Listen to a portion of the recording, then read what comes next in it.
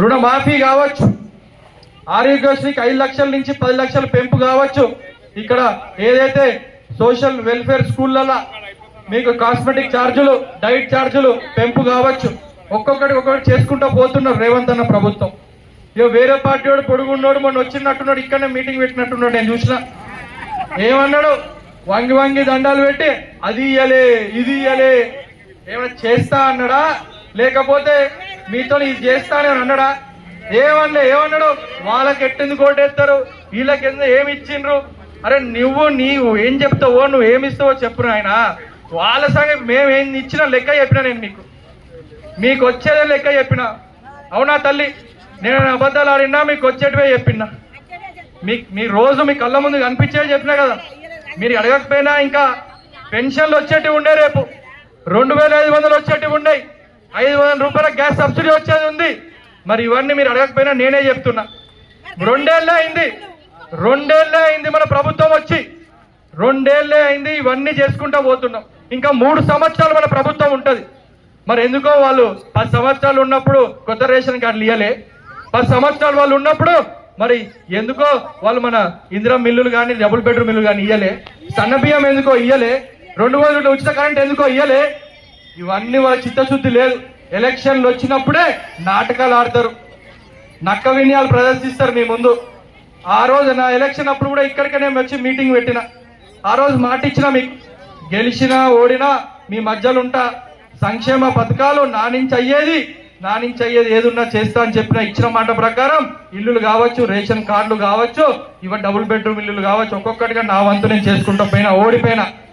మరి గెలిచిన కౌశిక్ రెడ్డి అప్పుడు ఏమన్నాడు? వచ్చి నాకు ఓటేయకపోతే నేను సత్తా అన్నాడు, భార్యను చంపుతా అన్నాడు, పిల్లగాని చంపుతా అన్నాడు.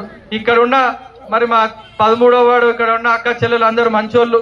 ఇవ నిజంగా ఈ పోరాడు ఓటేయకపోతే సత్తడేమో కావచ్చు అని చెప్పి ఈ ఒక్కసారి ఓటేస్తే మళ్ళా పార్టీకే మేము ఓటేయమో అనుకొని ఓటేసిండు. అవునాక ఓటేసిన అక్క ఓటేసిందట, తలుపుతుంది. మరి ఓటేసిన దానికి ఎమ్మెల్యే అయిండు. మరి 2 ఏళ్ళు ఏం చేసినని అడుగుతున్నా, ఒక్కసారి ఆలోచించండి. మరి 2 ఏళ్లలో ఏమన్నా ప్రజా సమస్యల పైన పోరాడిండా? ఏమన్నా ఇబ్బందులు ఉంటే రైతుల సమస్యల పైన పోరాడిండా?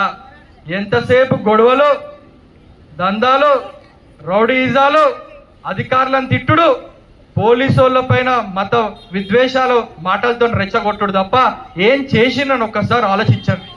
మీ పక్కింటోడు ఏమన్నా గొడవ పెట్టుకుంటేనే, ఏమన్నా మాట అంటేనే మీ మోహన్ చూడడు, మనతో మాట్లాడు.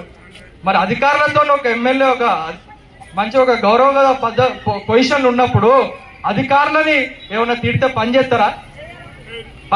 పోలీసు వాళ్ళు చేస్తారా? ఆర్డీఓ చేస్తారా? రెవెన్యూ చేస్తారా? అధికారులను తిడితే. మరి ఎమ్మెల్యేగా పనిచేయనోళ్ళు రేపు ఎమ్మెల్యే బలపరిచిన అభ్యర్థులకి మీరు ఓటేస్తే ఏ రకంగా మీకు పనులు అయితే ఒక్కసారి ఆలోచించండి.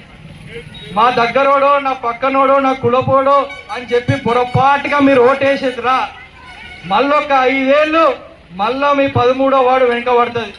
ఇల్లులు రావు, పెన్షన్లు రావు, 2500 రావు. ఇవన్నీ ఒక్కొక్కటిగా నేను 2 ఏళ్ళు ఇక్కడ కాంగ్రెస్ ఎమ్మెల్యే లేడు, కాంగ్రెస్ ఎంపీ లేడు, కాంగ్రెస్ మీకు ఇక్కడ లేకపోయినా, ఎంపీ లేకపోయినా, ఎమ్మెల్యే లేకపోయినా మీకు ఇందాక చెప్పిన సంక్షేమ పథకాలు మీకు అందించినాం. మళ్ళొక్కసారి ఇప్పుడు అవకాశం వచ్చింది కాంగ్రెస్ పార్టీ బలపరిచిన అభ్యర్థికి. ఒక్కసారి ఓటేయండి, ఆశీర్వదించండి, ఒక అవకాశం ఇవ్వండి. ఒక అవకాశం ఇస్తేనే కదా మరి మంచిగా చేస్తుండా లేడా ఏం సంగతి తెలిసేది. పోయినసారి అవకాశం ఇచ్చిండ్రు, ఏం చేసిండ్రు మీకు తెలుసు. మీ వాడల పెద్ద ఏవో కట్టుకుండట, ఏవో చేసిండట, ఇవన్నీ మీకే తెలుసు నాకంటే ఎక్కువ నేను చెప్పగానే దాని గురించి. మరి బావన్నని మంచి